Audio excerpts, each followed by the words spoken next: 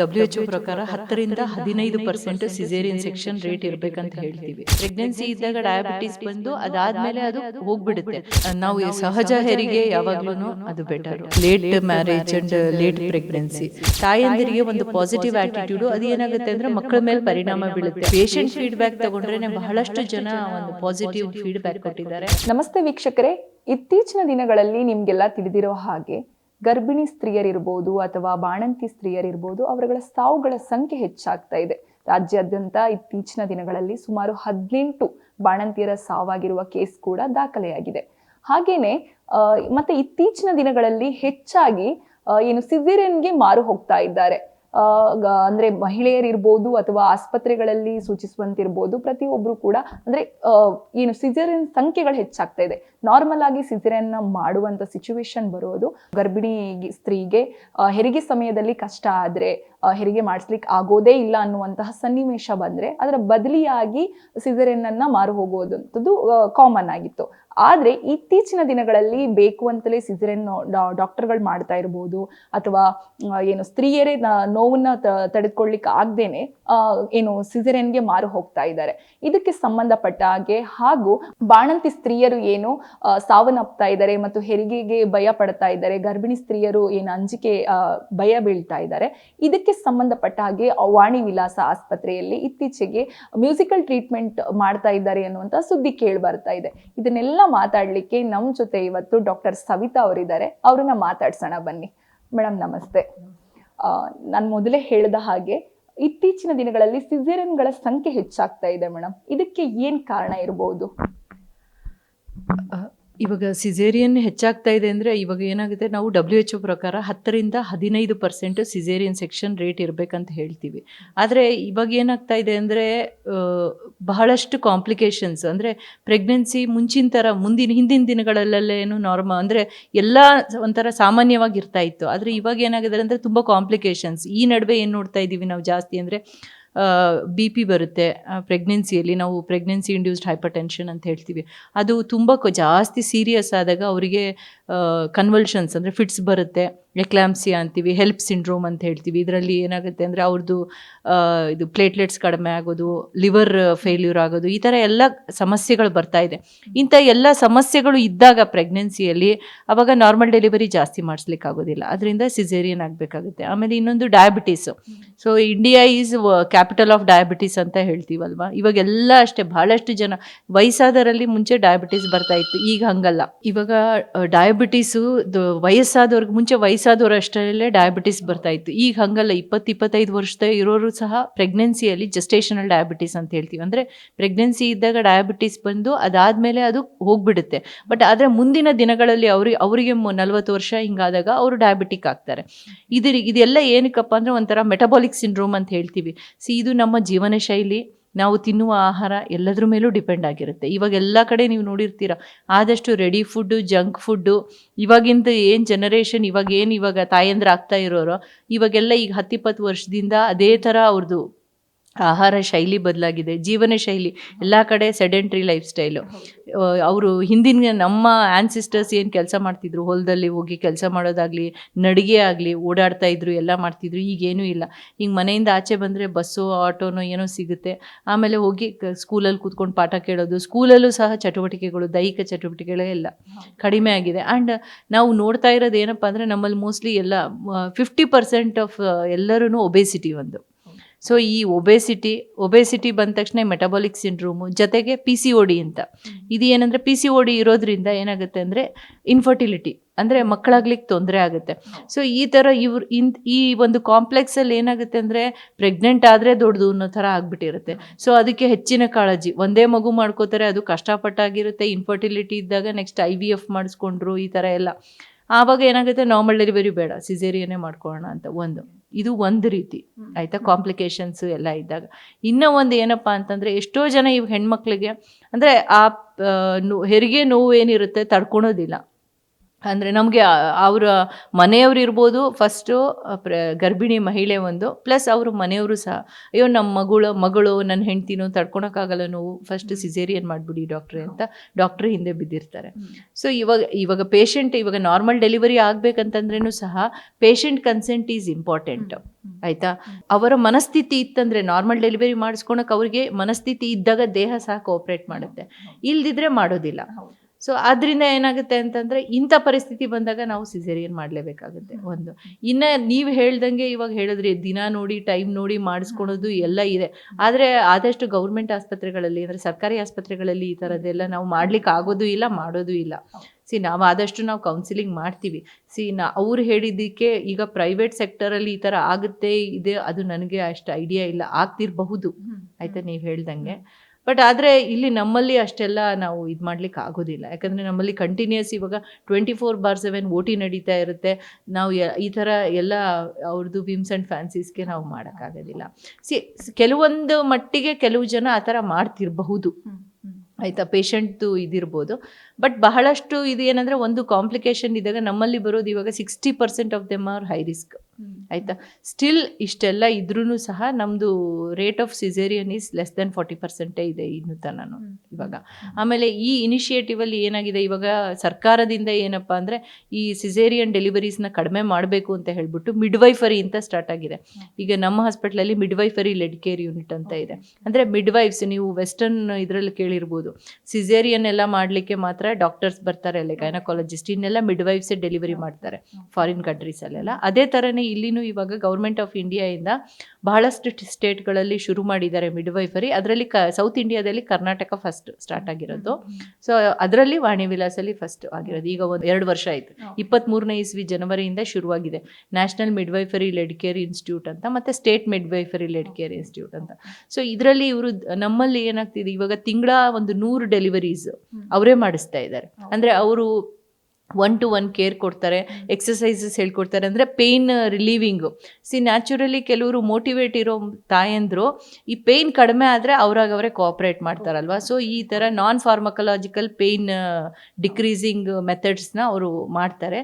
So ಇದರಿಂದ normal delivery ಹೆಚ್ಚಾಗಿ normal delivery ಆಗಲಿಕ್ಕೆ ಸಾಧ್ಯತೆ ಇರುತ್ತೆ ಆ ಥರ. ಅಲ್ಲ, ಇವಾಗ ನೀವು ಹೇಳಿದ್ರಿ ಹೆಣ್ಮಕ್ಳು ನೋವಿಗೆ ಭಯಪಟ್ಟು ಕೆಲವೊಬ್ರು ಸಿಸೇರಿಯನ್ಗಳಿಗೆ ಒಳಪಡ್ತಾರೆ. ಇನ್ನೊಂದಿಷ್ಟು ಸಮಯದಲ್ಲಿ ಅದೇ ಮುಹೂರ್ತಗಳನ್ನ ನೋಡೋದಿರ್ಬೋದು, ಇಂಥ ದಿನನೇ ನಾವು ಡೆಲಿವರಿ ಆಗಬೇಕು, ನನಗೆ ಮಗು ಜನನ ಆಗಬೇಕು ಅನ್ನೋ ಒಂದು ಕಾರಣಕ್ಕೆ ಒಂದಿಷ್ಟು ಜನ ಮಹಿಳೆಯರು ಸಿಸೇರಿಯನ್ನ ಅವರಾಗೆ ಒಪ್ಕೊಂಡು ಮಾಡಿಸ್ಕೋತಾರೆ. ಈ ರೀತಿಯಾಗಿ ಸಿಸೇರಿಯನ್ ಮಾಡಿಸ್ಕೊಳ್ಳೋದ್ರಿಂದ ಮುಂದಿನ ಪ್ರೆಗ್ನೆನ್ಸಿಗೆ ಅಥವಾ ಅವರ ಮುಂದಿನ ಆರೋಗ್ಯ ಕ್ರಮಕ್ಕೆ, ದೈನಂದಿನ ಜೀವನಕ್ಕೆ ಏನಾದರೂ ಸಮಸ್ಯೆ ಆಗತ್ತಾ? ಅಲ್ಲ, ಖಂಡಿತ ಏನಾಗುತ್ತೆ ಅಂದರೆ ನಾರ್ಮಲ್ ಡೆಲಿವರಿ ನಾವು ಸಹಜ ಹೆರಿಗೆ ಯಾವಾಗ್ಲೂ ಅದು ಬೆಟರು. ಸಿಸೇರಿಯನ್ ಮಾಡಿದಾಗ ಏನಾಗುತ್ತೆ ಅಂದರೆ ಹಿಂದಿನ ಕಾಲದಲ್ಲಿ ಸಿಸೇರಿಯನ್ ಯಾಕೆ ಆಗ್ತಾ ಇರಲಿಲ್ಲ ಅಂತಂದರೆ ಅವಾಗ ಆ್ಯಂಟಿಬಯೋಟಿಕ್ಸ್ ಇರಲಿಲ್ಲ, ಇಷ್ಟೊಂದು ಫೆಸಿಲಿಟೀಸ್ ಇರಲಿಲ್ಲ, ಎಲ್ಲ ಕಡೆ OT ಇರ್ಬೋದು, ಬ್ಲಡ್ಡಿಗೆ ಎಲ್ಲದಕ್ಕೂ ಎಲ್ಲ ತೊಂದರೆಗಳು ಇರ್ತಾ ಇತ್ತು. ಆದ್ದರಿಂದ ಅದೆಲ್ಲ ಸ್ವಲ್ಪ ಕಡಿಮೆ ಇತ್ತು. ಈಗ ಏನಾಗಿದೆ, ಫೆಸಿಲಿಟೀಸ್ ಜಾಸ್ತಿ ಆದ ತಕ್ಷಣ ನಾವು ಅದನ್ನು ಮಿಸ್ಯೂಟಿಲೈಸ್ ಮಾಡ್ಕೋಬಾರ್ದು. ಎಲ್ಲಿ ಇಂಡಿಕೇಟೆಡ್ ಇರುತ್ತೋ ಅಲ್ಲಿ ಮಾಡಿದ್ರೆ ಅದು ಒಳ್ಳೇದು ಯಾವಾಗ್ಲೂ. ಅಂದರೆ ನಾವು ಯಾವಾಗಲೂ benefits, whether the benefits outweigh the risk ಅಂತ, ಅಂದರೆ ಯಾವುದು ಬೆನಿಫಿಟ್ ಬೆಟರಾ ಇಲ್ಲ ರಿಸ್ಕ್ ಬೆಟರಾ ಅಂತ ನೋಡಬೇಕಾಗತ್ತಲ್ಲ, ಆ ತೂಕ ಮಾಡಿ ನೋಡಿಬಿಟ್ಟೆ ಮಾಡಬೇಕಾಗತ್ತೆ ಅಲ್ವಾ. ಯಾವಾಗಲೂ ಬೆನಿಫಿಟ್ ಜಾಸ್ತಿ ಇರೋದ್ರದಾಗ ಸ್ವಲ್ಪ ರಿಸ್ಕ್ ತೊಗೊಂಡು ಮಾಡ್ತೀವಿ ಅಲ್ವಾ, ಅದೇ ಥರ. ಸೊ ಇವಾಗ ಏನಾಗುತ್ತೆ, ಇವಾಗ ಒಂದ್ಸಲ ಸಿಸೇರಿಯನ್ ಆದ ತಕ್ಷಣ next time first pregnancy caesarean delivery ಆಯ್ತಂದರೆ ನೆಕ್ಸ್ಟ್ ಪ್ರೆಗ್ನೆನ್ಸಿಯಲ್ಲಿ ನಾರ್ಮಲ್ ಡೆಲಿವರಿ ಆಗಲಿಕ್ಕೆ ಏನಾಗುತ್ತೆ, ಅದಕ್ಕೆ ಇನ್ನೂ ಜಾಸ್ತಿ ಇಂಪಾರ್ಟೆನ್ಸ್, ಹೆಚ್ಚು ಸ್ವಲ್ಪ ರಿಸ್ಕ್ ಇರುತ್ತೆ.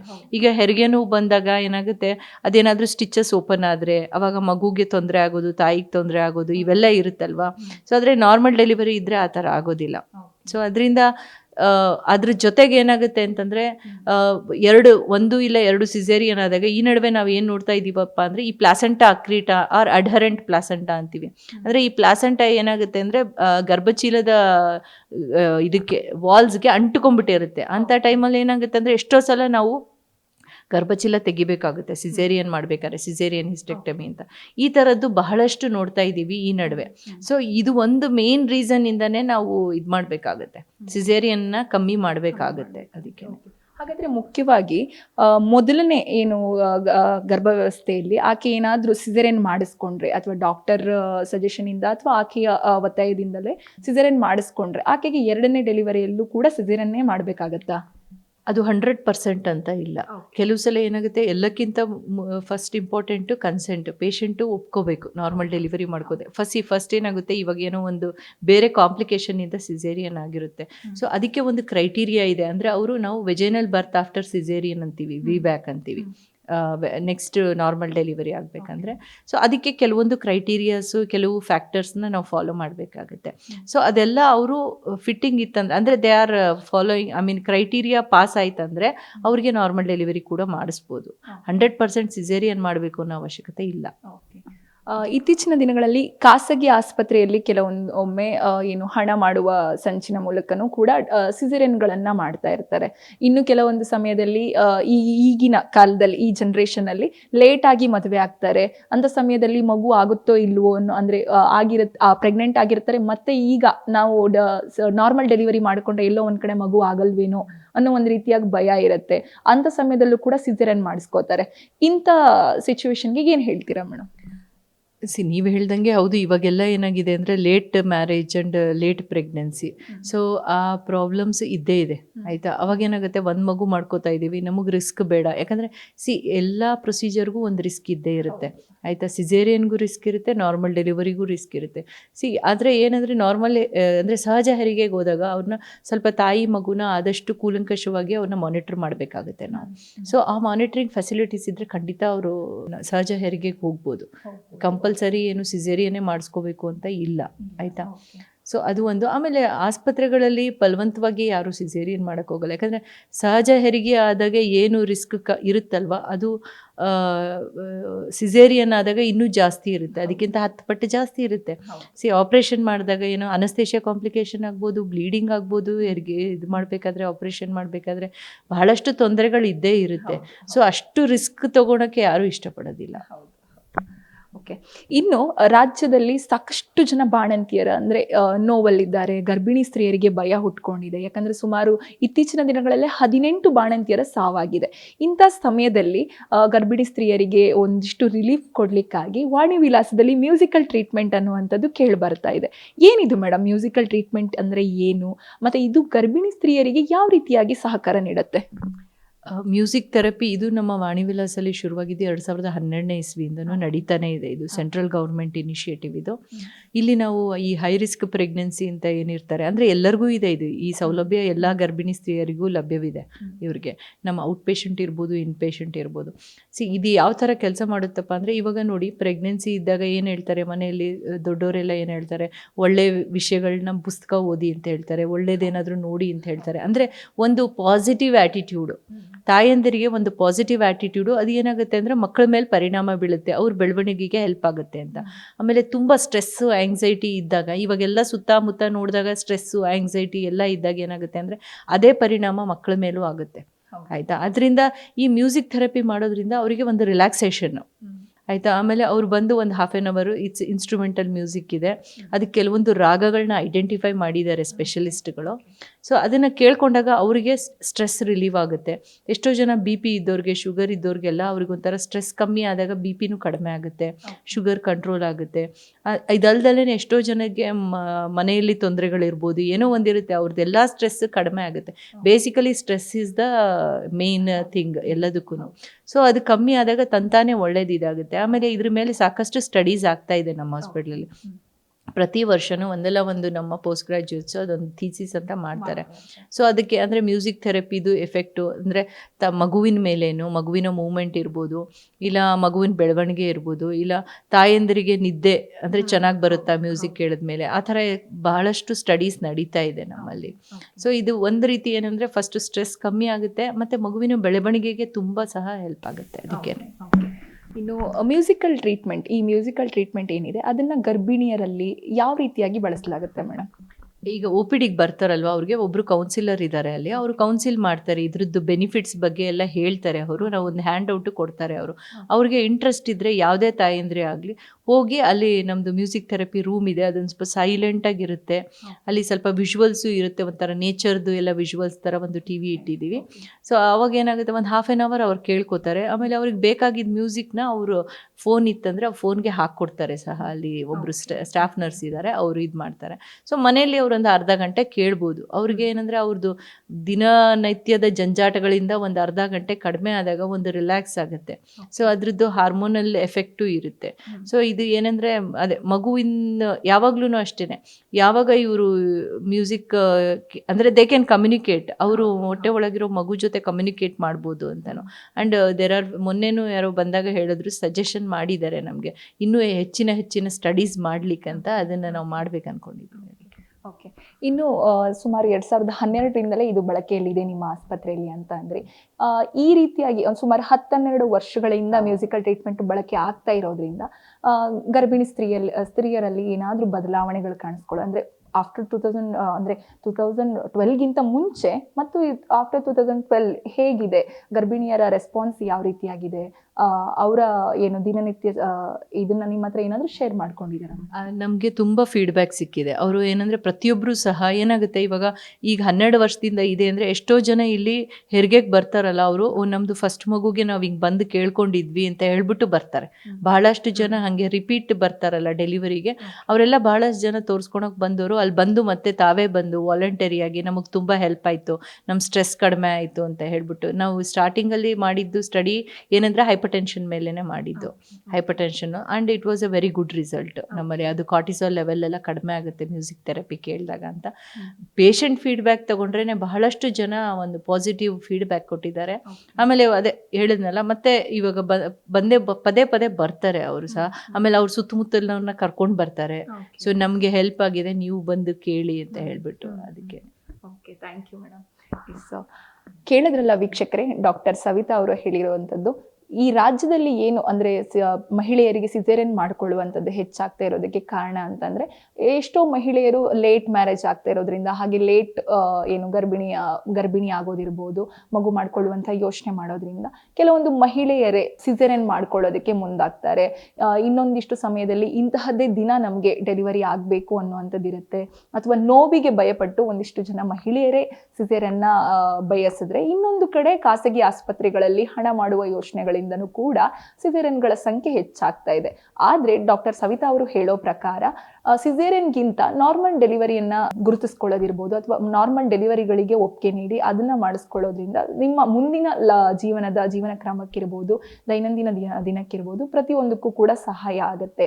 ಹಾಗೇನೆ ವಾಣಿ ವಿಲಾಸ ಆಸ್ಪತ್ರೆಯಲ್ಲಿ 2012ರಿಂದಲೇ ಮ್ಯೂಸಿಕಲ್ ಟ್ರೀಟ್ಮೆಂಟ್ ಏನು ನಡೀತಾ ಇದೆ, ಅದು ಇತ್ತೀಚಿನ ದಿನಗಳಲ್ಲಿ ಕೇಳ್ಬರ್ತಿರುವಂತಹ ಬಾಣಂತಿಯರ ಸಾವಿರ್ಬೋದು, ಅಥವಾ ಗರ್ಭಿಣಿಯ ಸ್ತ್ರೀಯರಲ್ಲಿ ಹುಟ್ಕೊಳ್ಳುವಂತಹ ಭಯಕ್ಕೆ ಒಂದು ಉತ್ತರವಾಗಿ ಕಾಣಿಸ್ಕೊಳ್ತಾ ಇದೆ. ಯಾಕಂತಂದ್ರೆ ಡಾಕ್ಟರ್ ಹೇಳಿರೋ ಪ್ರಕಾರ ಫೀಡ್ಬ್ಯಾಕ್ ಕೂಡ ಹಾಗೆ ಬಂದಿದೆ. ಒಂದು ರಿಲೀಫ್ ಸೆಷನ್ ಸಿಗ್ತಾ ಇದೆ. ಹಾಗೇನೆ ಮಗುವಿನ ಜೊತೆ ಅವ್ರಿಗೆ ಒಂದು ಒಳ್ಳೆ ಏನು ಕಮ್ಯುನಿಕೇಟ್ ಬೆಳೀತಾ ಇದೆ. ತಾಯಿ ಮಗು ಇಬ್ರು ಕೂಡ ಖುಷಿ ಪಡ್ಲಿಕ್ಕೆ ಅದೊಂದು ಅರ್ಧ ಗಂಟೆ ಏನು ಮ್ಯೂಸಿಕಲ್ ಟ್ರೀಟ್ಮೆಂಟ್ ನೀಡ್ತಾರೆ, ಅದು ಸಹಾಯ ಆಗ್ತಾ ಇದೆ ಅನ್ನೋದು ಕೂಡ ಗರ್ಭಿಣಿ ಸ್ತ್ರೀಯರ ಒಪಿನಿಯನ್ ಆಗಿದೆ. ಇದಾಗಿತ್ತು ಈ ಹೊತ್ತಿನ ವಿಶೇಷ ಸುದ್ದಿ. ಇನ್ನಷ್ಟು ಸುದ್ದಿಗಾಗಿ ನೋಡ್ತಾ ಇರಿ ಗ್ಯಾರಂಟಿ ನ್ಯೂಸ್. ಕ್ಯಾಮ್ರಾಮನ್ ಪವನ್ ಜೊತೆ ಶಂಭಿ ಶೆಟ್ಟಿ. ಗ್ಯಾರಂಟಿ ನ್ಯೂಸ್, ಸುದ್ದಿ ಖಚಿತ, ನ್ಯಾಯ ನಿಶ್ಚಿತ.